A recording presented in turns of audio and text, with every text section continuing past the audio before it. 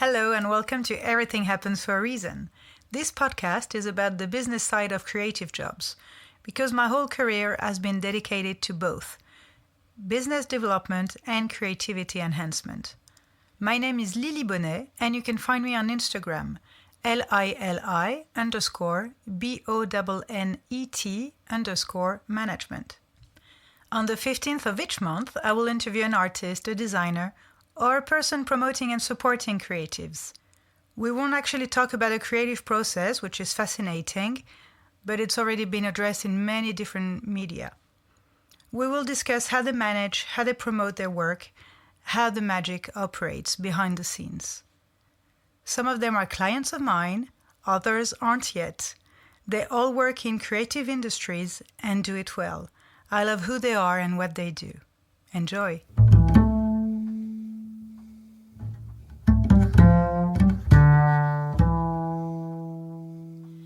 This month's guest is French artist Malika Favre. And even though she speaks perfect English, we hesitated and finally decided to do the interview in French, because it's her mother tongue, and so that her mother, Ouisa, could actually listen to her daughter's podcast for once. So I thought it would be nice to add a bonus in English for non-French speakers, with a quick recap of our conversation. You might not know Malika Favre's name, but you have most likely come across her illustration work over the internet, billboards, books, and magazines. Famous for her pop art meets op art bold style, she's already done a dozen of covers for The New Yorker, the ultimate goal for illustration artists, the poster of the 2017 edition of the Montreux Jazz Festival, the ultimate goal for all jazz fans, as well as dozens of covers for Penguin books, editorial work for Vogue, and even 2 art books of her own published by Counterprint. Born and raised in Paris, Malika launched her career as an illustrator in London. She started as an intern at graphic design studio Airside and was supposed to stay for only 1 year. Well, she actually lived there for 15 years. Airside really was an amazing opportunity for Malika. At that time, she didn't really know what her professional life would turn into. She didn't have a dream job. She simply knew that she wanted to keep drawing, and that's what they liked about her. She was good at it, very good at it, and she was also trained in graphic design. After a few years, and her first solo work of a naughty alphabet with bunnies, which became a signature of hers, Malika felt like she was somehow limited by a kind of glass ceiling. There wasn't any turnover in the team, since they all felt very comfortable in the workplace and in their jobs, which is a good sign, obviously, but which also means that there was no perspective for her professional development. She was getting frustrated, both financially and creatively. Then she realized that she had compiled enough personal work to show her own style, and that it could be worth trying to go for it.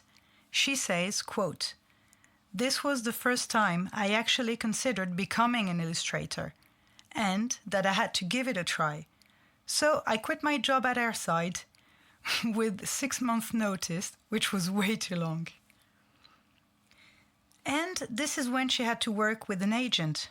To quote her again, she said, "When I went freelance, I absolutely wanted an agent because I didn't have the network, no one knew me, and I had a French name. So I knew I needed someone by my side to support me and with whom I could talk." After contacting big agencies, she met with John at Handsome Frank, and they immediately hit it off. And they still work together.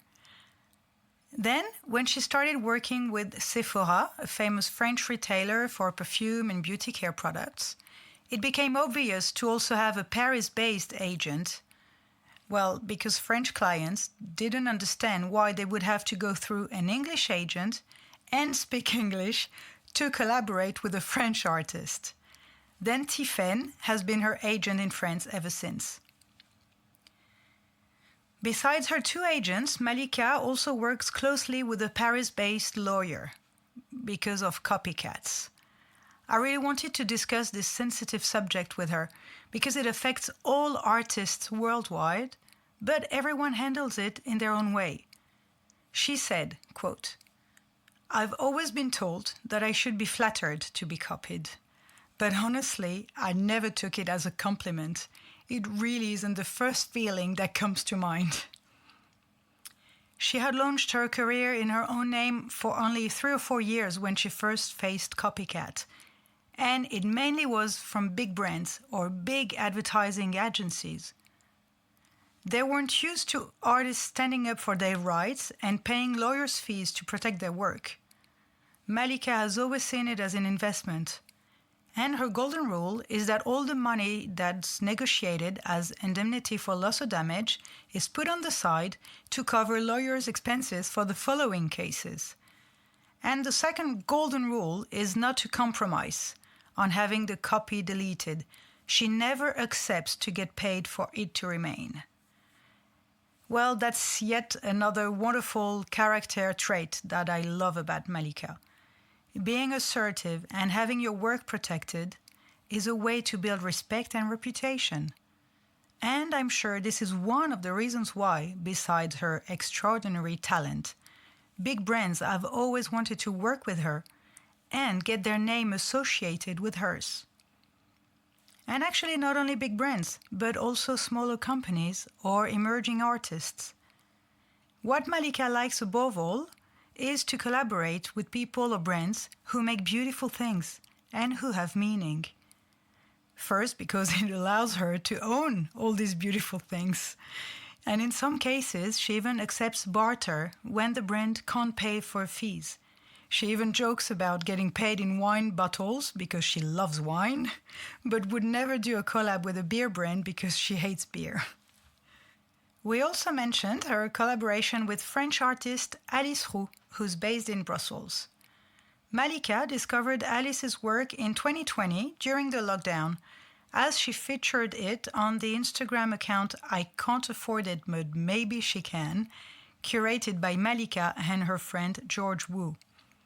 And 3 years later, the Nested Lines collection was born, 4 unique hand-painted objects in limited edition. You can check it out on Malika's website, on Alice's Instagram, or watch the video of an Instagram live interview between Malika and Alice, done by George Wu, on the curated account I Can't Afford It, but Maybe She Can. The Nested Lines table was where Malika and I had our interview, sitting on a Klein blue embracing sofa in her apartment in Barcelona, where Malika moved a few years ago to escape rainy London. Her apartment is very colorful and welcoming, well, just like her. And her moving to a warmer, sunnier, laid-back city made her consider slowing down a bit. One thing I found quite surprising when browsing her website and Instagram account is how much work Malika can do. I told her I was under the impression that there were 5 or 10 people by her side in the studio, when she's actually almost on her own. Leah, her assistant, mainly ensures the e-shop runs smoothly and she handles all the orders.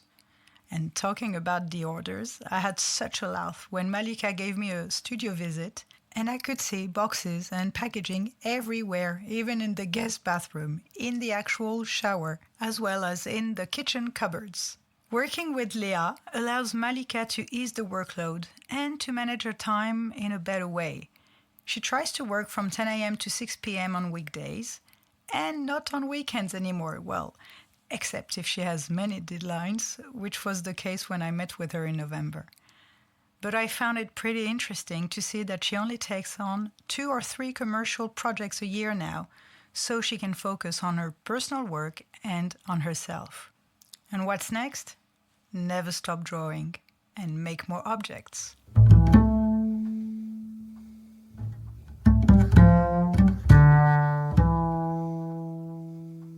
Thank you for listening. I do hope you enjoyed it. Please feel free to share, to spread the love, granted with 5 stars on Apple Podcast, and post your comments on your favorite platform or on Instagram.